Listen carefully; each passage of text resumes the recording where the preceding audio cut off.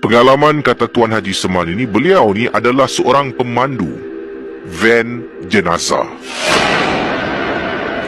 Memandu van jenazah. Van jenazah ni tidak dibenarkan untuk letak tempat awam, khususnya tempat multi-story car park ke tak boleh. Jadi kita ada tempat khas, antaranya tempat heavy vehicle, ataupun kalau nak simpan letaklah dekat office, car park office boleh. Jadi setiap kali dah habis kerja, saya harus memandu van ataupun ada bas mini. Mini bus ni adalah lebih besar sikit lah daripada van jenazah. Untuk pulang, dibawa pulang, diletakkan dekat kawasan heavy vehicle parking. Pengalaman saya ketika memandu mini bus, mini bus jenazah ni, seorang diri waktu malam. Ketika itu minibus ni dihantar ke workshop untuk dibaik pulih lah, untuk servicing dan dibaik pulih. Ada bahagian-bahagian yang rosak. Jadi katanya Encik Tuan Haji kita ni, apa yang berlaku, van tu memang saya memandu van pada pagi itu, menguruskan beberapa kes jenazah. Kemudian petang hari tu dah bawa van tu balik ke office. Dari office tu pula saya kena pergi ke dekat workshop ni. Waktu tu dah malam lah. Ambil minibus jenazah ni untuk dipandu pula untuk diletakkan dekat kawasan heavy vehicle parking. Dan saya ke sana menaiki taksi ke workshop. Workshop tu dah letakkan kunci, dah sembunyikan. Workshop dah tutup. Saya pun ambil kunci dan masuk bas. Saya hidupkan enjin dan terus menghantar bas tu untuk parking. Daripada tempat parking bas tu, di situ memang saya letakkan motosikal saya dekat kawasan tu. Jadi saya pun pandu, kata beliau. Inilah kisah yang diceritakan, datangnya daripada Tuan Haji kita dalam Misteri Jam 12. Ketika Tuan Haji sedang memandu bas jenazah, saya terdengar ada perempuan menangis dekat tempat duduk paling belakang. Ini pernah berlaku. Perempuan menangis tempat duduk paling belakang. Saya tak toleh belakang, saya tak tengok cermin. Saya tahu ada sesuatu dekat belakang. Saya biarkan dia menangis. Kemungkinan ada kalanya saya pernah bertanya pada seseorang yang mahir dalam bidang gangguan mistik ni. Ada manusia ni, dia meninggal dunia, ada kalanya korinnya terlampau attach, katanya terlampau rapat sangat dengan tuan punya badan. Bila tuan dia meninggal, dia dapat rasa kesan, sebabnya dia tidak ada mempunyai tubuh lagi untuk mendampingi tuan. Jadi korin yang menyerupai tuan akan duduk menangis meratap macam manusia. Makhluk jin ni, korin, sama macam manusia. Mereka ni ada perasaan, ada nafsu. Itu yang dikatakan di sini. Jadi dia boleh menangis macam manusia, dia boleh melakukan hubungan-hubungan tertentu macam manusia. Jadi malam tu tengah memandu, saya dengar menangis, tangisan dekat belakang. Saya tak tuli, saya tahu. Saya teruskan perjalanan sampai tempat letak kenderaan. Saya turun, naik motor dan pulang ke rumah. Kesian sungguh Casey. Ada yang meninggal dunia mendadak. Saya dah uruskan banyak kes-kes jenazah. Ada yang pagi suami keluar pergi kerja, isteri salam, Casey, salam. Nanti petang, nanti suami baliklah boleh masak. Suami pergi kerja, tak balik, kemalangan jalan raya. Ada yang anak keluar pergi sekolah, nanti balik anak aku, bolehlah aku ajar tuition ke, bolehlah makan. Anak keluar pergi sekolah, tak balik-balik, kemalangan jalan raya, ataupun jatuh dekat sekolah dan sebagainya. Ini minta maaf, saya kongsi sedikit pengalaman peribadi sebagai pengurus jenazah. Jadi bila ini berlaku, orang rumah, suami ke isteri, mak, bapa, nenek, datuk, tak boleh terima sebabnya kehilangan secara mendadak.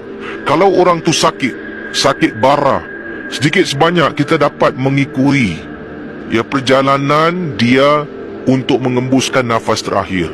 Kita tahu dia sakit, kita dapat meluangkan masa, dapat curahkan kasih sayang, dapat juga bercakap dengan dia sampai ke saat dia mengembuskan nafas terakhir. Tapi kalau mati mendadak, ada satu kes seorang isteri, kata Tuan Haji kita ni, ketika saya sedang mandikan suaminya menunggang motosikal, kemalangan jalan raya terselit bawah bas. Isteri menangis. Isteri duduk dekat sebelah saya tengah mandikan jenazah ni, kata Tuan Haji kita. Isteri meraung, "Abang, abang." meninggalkan isteri dan 3 orang anak yang masih kecil. Saya ni juga ada kalanya dihubungi untuk bantuan beberapa kes, antaranya kes badi mayat. Jadi, si isteri ini terkena badi mayat, kehilangan yang amat besar dalam hidupnya, malam-malam masih meraung. Sampaikan orang ni, ayahnya hubungi saya. Saya kenal ayahnya. Katanya, Tuan Haji, anak saya ni sejak tadi menangis ni. Saya rasa dah terkena badi mayat. Boleh tolong tak? Boleh, saya tolong. Saya pun pergi ke tanah perkuburan, mengambil tanah yang mana digunakan untuk tanam mayat ataupun jasad suami. Tanah tu sedikit ambil. Waktu malam saya pergi dengan motosikal. Ambil tanah tu bawa balik. Tanah tu masuk dalam baldi isi air. Air tu dikocak sikit. Nampak kotor lah air tu. Dengan niat panggil isteri masuk tandas, suruh isterinya mandi dengan air ni. Tengah mandi ni masih dengar saya dekat ruang tamu. Mandi, keluar, kita mula baca surah dan kasih dia minum air bacaan. Dah bersihkan tubuhnya dengan air biasa. Kemudian baca, minum air, suruh tidur. Alhamdulillah okey. Macam-macam kes, kata Tuan Haji kita, saya pernah berdepan. Kes jenazah yang mandi tapi tak basah pun ada, Kisi. Sebelum jenazah ni dikebumikan, harus dimandikan hadas, dibersihkan, ya, supaya tubuhnya dari hujung rambut sampai hujung kaki itu kena air, kena bersih. Tuang air curah, rambut tak basah, kulit pun tak basah. Macam mana? Tak boleh. Nak kena basah ni. Kalau tak sah sebelum disolatkan jenazah. Jadi, bila saya tuang air, bahagian-bahagian tertentu tak basah, saya tengok ada beberapa orang yang dekat situ. Saya pun tak nak mengaibkan jenazah. Saya kata kalau yang tak ada hal kat sini boleh keluar, kecuali ahli keluarga yang rapat saja. Ya, keluar. Termasuklah pembantu saya suruh keluar. Mereka semua keluar. Dalam tu adalah isteri.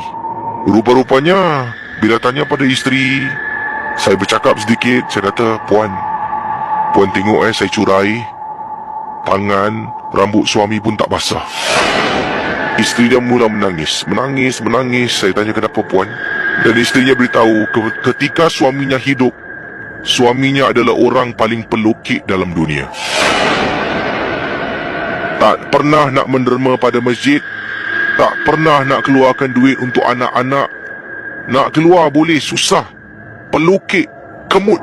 Orang datang minta tolong bantuan, dia halau. Duit dia banyak, tapi tak pernah membantu. Sampai gitu sekali, Casey. Jadi saya cakap dengan isteri, awaklah orang paling rapat dengan dia, awak berdoa sekarang, ikut saya. Isteri berdoa, menangis, menitis air mata. Katanya, ya Allah, ya Tuanku, maafkanlah suami aku. Aku dulu pernah geram, pernah marah dengan suami sebab dia pelukik. Aku maafkan dia. Aku tarik balik segala kata-kata siksa yang aku pernah lafazkan pada suami. Sebab isterinya, bila suami dia okey, isterinya selalu, nanti kau mampus, kau siksa kat situ. Nanti kau mampus, kau siksa lah dekat situ. Jadi ini adalah satu doa, Casey, dari isterinya, kata Tuan Haji. Jadi bila isteri sentiasa lafaz, perkara ini menjadi doa. Jadi suami nak mandi tak basah, tak boleh. Jadi ini adalah satu siksaan untuk jasad arwah yang meninggal. Selepas tu saya pun baca bismillah, kata Tuan Haji. Saya perlahan-lahan curahkan air dekat rambut dulu, basah rambutnya. Alhamdulillah Puan, terima kasih. Saya habiskan mandikan jenazah. Saya ada banyak pengalaman, katanya Tuan Haji. Tapi inilah yang sekadar saya boleh ingat dan saya nak kongsi. Kita hidup di dunia ni hanya sementara. Jangan ingat kita ni hebat.